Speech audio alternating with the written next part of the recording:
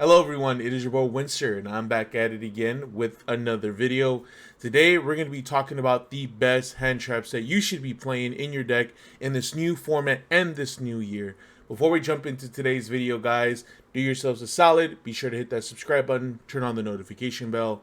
Also, be sure to check out all my other platforms down below: Discord, TikTok, Twitter, Twitch, which I am a very avid streamer, so if you guys want to check that out, I'd really appreciate it. Remote duels with the AZ local, and I do play Halo from time to time. And maybe I'll throw on a fighting game, because that's where I come from. But let's go ahead and jump into today's videos. There is a lot to discuss. And here are our tier list. We got the top class, best of the best hand traps, must be playing in the main, must be playing in the side. Right underneath that, we got great, okay in the main, way better in the side. And then right underneath that is decent, not good in the main, and it's passable in the side. And everyone's favorite, it's Jover. Listen, bruh, this is unplayable in this format. Give it up. Give all hope. And then the last one is going to be experimental, more testing. By no means do I think these cards are bad, but I think they could potentially be something in this current format. I just think there needs to be a little bit more results with these cards. But let's jump right into rating all these cards. So the first card that I want to talk about is Fantasia. I think Fantasia got a lot of notice when Unchained was arguably the best deck in the format. Obviously, they use a lot of link monsters, and this is just a direct answer to those monsters. And on top of that is a pretty big body. It's seen a lot more usage as well since SP Little Knight came to the mix, because this is a direct answer to that card, because you'll be able to respond when they try to chain their SP. So I do think this card is still good, and Unchained still being a very strong archetype in my personal opinion. I do think that there are new decks coming into the mix, like Fire Kings, that may drop Unchained back to where it was before the support cards. But even then, Little Knight is everywhere. It's in every single extra deck. And I think because of that, I think Fantasia is always going to be a good answer. I do think that this card is good, and because it gives you a direct answer to SP, I definitely think that it is great. Okay in the main, way better on the side. So the next card the next cards I want to talk about are Bystios. I think Bystios are in a very, very unique place. We all know what's coming. Fire King's full power. When Maze drops and Phantom Nightmare drops, that deck is going to go insane. And on top of that, recently on the ban list, Tier got demolished because all the Millers got banned. On top of that, because there's not going to be a lot of light and dark in the format, because Fire Kings are going to go crazy, or at least in my personal opinion, I think Bystios are really going to fall out of the format. The direct card that they're really good against are not going to be popular. Tier, Unchained, I do think a lot of people are going to start picking up new decks, and I do think Bystios are going to fall. Not to say that they're bad. I don't want there to be any kind of confusion, but I definitely think there are a lot better options for the up-and-coming formats. SP running around, Fire going to be one of the main archetypes in this coming format. I think Bystios just are not in the best place right now. Again, not that they're bad, I just don't think that they're really worth it right now. And because of that, I think they're going to be not good in the main unless your deck calls for it, but passable in the side depending on the format. But again, I do not want to write them off as bad hand traps. Okay, so let's talk about Contex. It's going to be pretty straightforward. I think it's a bad card in the current format. Again, the effect is phenomenal on paper, right? You lock your opponent out by giving them this card anytime something's summoned. But with SP running around in every single deck, they could just use this as a body. You're giving your opponent just more resources. They may have to go into SP a little bit earlier, but SP is just too generic of a card, and I think that Context C just gives your opponent too much resources. So I do think that it's Jover. It's just unplayable in the main or the side. Okay, so let's go ahead and talk about Lancia. I just cannot wrap my head around this person who's making these card designs Akonami. Why are you making quick effects only usable on a specific turn? If it's a quick effect, let me use it on both turns. Like, why? And I do think because of that restriction, Lancia at best is maybe mediocre. However, there is something to take into consideration. Joshua Schmidt winning the YCS with Bistio Runic did make those cards and that strategy a little bit more popular. And on top of that, I do think Runic is still fairly strong. The only card that's been hit by it is going to be the Fountain, which is at 2. So people are still going to be playing that deck. People are wanting to play that deck. And this may be an answer to that. Is it a direct answer? depending on the situation, obviously it's going to stop them from being able to use all the runic cards. But because of that, I do think that Lancia has some playability. I am thinking about putting it in decent, right? Because again, it may be passable, but more of my mind is telling me to put it in experimental. Maybe more tests is needed. We need to see how the format develops a little bit more. We're only a couple of days in, being 6 days of the recording of this video. So I think there's more testing needed. Okay, so let's talk about my favorite Ghost Sister, Moonlight Chill. There are better alternatives to this card. You got Infinite Impermanence, Effect Veiler, and those cards are not once per turn, and they don't have the restriction of only working on special summon monsters like Moonlight Chill does. Unfortunately, Moonlight Chill just got hit with Power Grip, so I think it's okay. It still can be used. I don't think it's bad by any means. I just think it's decent, not good in the main, passable in the side. Unfortunately, my favorite Ghost Sister is decent. Okay, so let's talk about my other favorite Ghost Sister, Ghost Ogre. Man, I love the art of this card so much, man. I wish I had the ultimate rares of this art. It's so sick. But I do think, unfortunately, it is Jover for my Ghost Sister, Ghost Ogre. That was bars right there. But Ghost Ogre, I don't think is going to be good, and especially in this coming format, right? A lot of people are going to be playing Fire King. This card is not going to be good against it. Reason being, can't pop 10-key Fire Formation.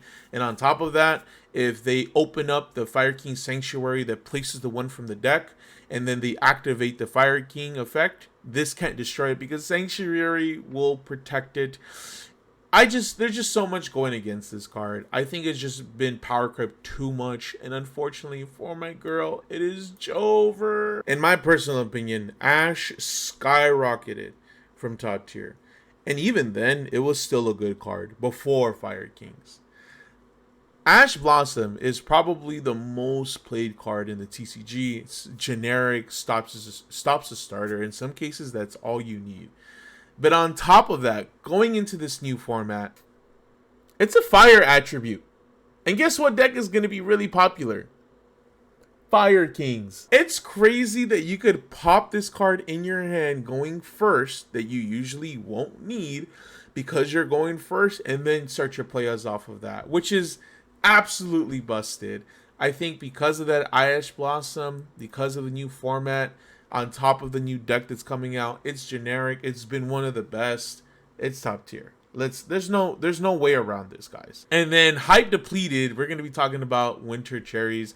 I guess if you're playing a rogue strategy and you don't really give a fuck about your extra deck and you're just like, you know what, whatever, I'm just going to go anti-meta and I'm going to play Cherries, then I guess. But yeah, this thing is unplayable right now. Only in that specific situation, which I think is going to be very uncommon. I don't think people are going to be playing that.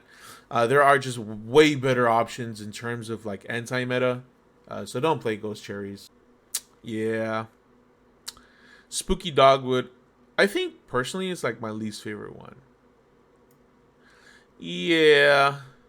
Yeah, it's Jover. So, Infinite Impermanence. Now, I want you to look at the screen, and I want you to tell me one thing. What do these cards all have in common? If you need to pause the video, by all means, I'll let you pause it. And I assure you the video isn't frozen. I'm still here. Well, if you haven't figured it out, these are all monster effects that activate. What does that make live? Triple Tactics Talons. And maybe in some situations thrust, right? Because thrust, to get the full effect, your opponent needs to at least control a monster and activate a monster effect. But it still searches out some pretty powerful cards. But Infinite Impermanence has the luxury that it is a trap card, does not trigger any kind of thrust or talents, which is amazing. It's a not once per turn effect. Unfortunately, the drawback it targets, right? So if it loses targeting, it doesn't resolve. But I do think it is something to consider. And because of that, I think that Infinite Impermanence is one of the best hand traps in the current format. Shifter's broken, right? If you have the ability to play the card, like Fluent Rees and Kashtira, fortunately for us, the greater good of all of Yu-Gi-Oh! And unfortunately for the Kashtira players, they don't have their boss monster anymore. But they could still banish all your shit, and that shit is still pretty annoying. So because of the strength of Shifter, if your deck could facilitate it and still play without really caring about the graveyard, good. This is the best hand trap in the game, in my personal opinion. If you cannot facilitate it, I would definitely put it in great. Because of the strength, this card single-handedly stops all decks. If you cannot facilitate it and you just want to have it as maybe like a counteractive play going second, this is a phenomenal card in this side. DD Crow. DD Crow was popular, very, very popular a couple formats ago, alongside with Bistios when Tier were running around. But the luxury that DD Crow does have, it's not once per turn, and on top of that, it can banish anything in the graveyard.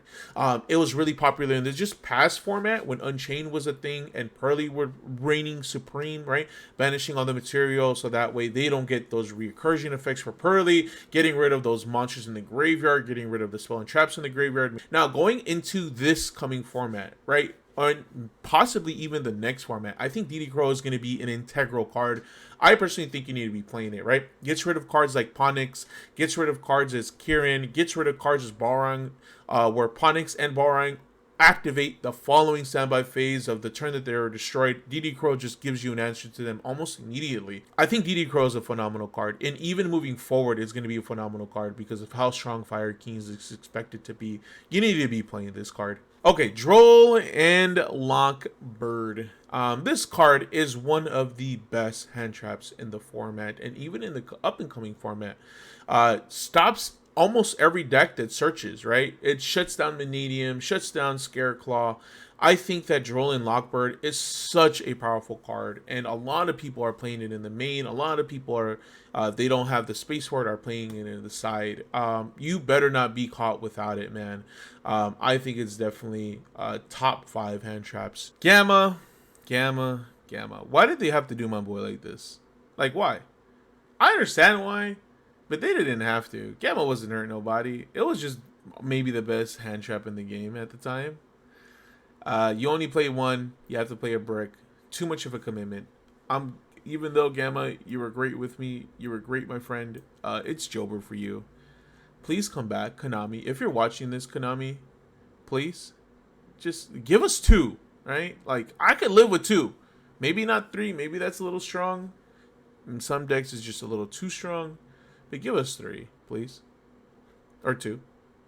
I'm okay with 3. So let's talk about Nibiru, the Primal Being. I think Nibiru is a very great card. I don't want you guys to misconstrue this, but I do think that a good player will always play around Nibiru, or at least the decks that do play into Nibiru will usually have an answer before they go to their 5th summon, or just not play into Nibiru at all. Fire Kings doesn't play into Nibiru. There are plenty of decks that don't play into Nibiru, and because of that, I think that Nibiru is falling a little bit out of grace. There are way better options in terms of answers for those specific decks that don't play into Nibiru. So I think that because of that, I think Nibiru is decent. It's definitely on the higher end, right? I think that it would probably top of this tier, bordering between great and decent, right? Like, you could play it in the main. Way better in the side, right? Because you need to know your matchup.